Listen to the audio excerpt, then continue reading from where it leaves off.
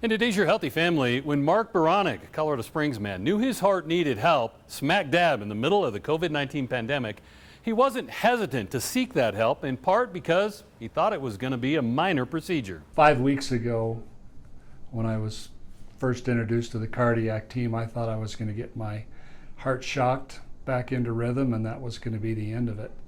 And learned that I had a valve problem and was recommended to Dr. Walinsky, and within 2 weeks, open heart surgery. In the early peak of the pandemic, some people in southern Colorado were ignoring important health issues and even obvious issues like chest pain. For the cardiology program, it did significantly decrease the number of patients they were seeing. And I think people were hesitant to come to the hospital and to go to doctor's appointments. When it comes to heart disease, not all warning signs are as dramatic as chest pain. Heart valve disease is insidious.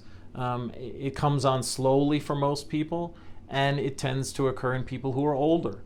And so most of the people who get it are in their 60s or 70s or 80s, and they don't appreciate that they have something wrong. They think, oh, well, I'm just getting older and I'm slowing down and I can't do the same things that I used to do.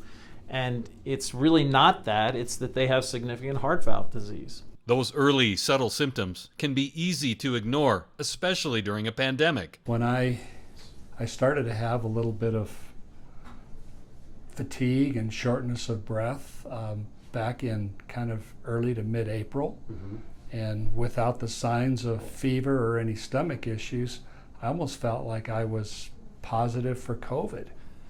And then you wait a little bit, didn't get over anything, and then the next thing you know, you have a feeling of walking to the mailbox and you're short of breath and you have to take a break, and that's not normal for a person like me. Acting on those warning signs likely saved Mark's life. But thank God he came in before his aorta ruptured. He actually had a very large aneurysm in his aortic root, which is the first part of the aorta where the coronary arteries come off. I mean, he could have popped any day. And that would have been fatal. 50% chance he wouldn't have made it to the hospital, and about another 20% chance he might not have made it out of the hospital. On June 2nd, Mark had open heart surgery and a bit of a major overhaul to his heart. He also had some atrial fibrillation, and as it turned out, he also had a small hole in his heart. And his valve didn't work well either. His aortic valve was narrowed and it leaked. And so we replaced the valve, the root, the first part of his aorta, the ascending aorta.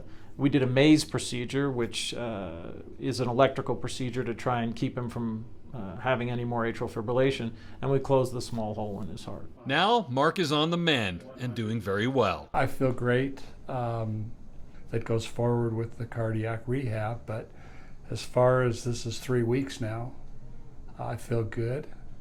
I get around at home very well, so really no need to carry that chest pillow or anything else around the house, and I'm getting in and out of bed and furniture just fine, so all of that stuff is good. In our next story, we'll have more about Dr. Peter Walinsky and the milestone he recently hit here in southern Colorado.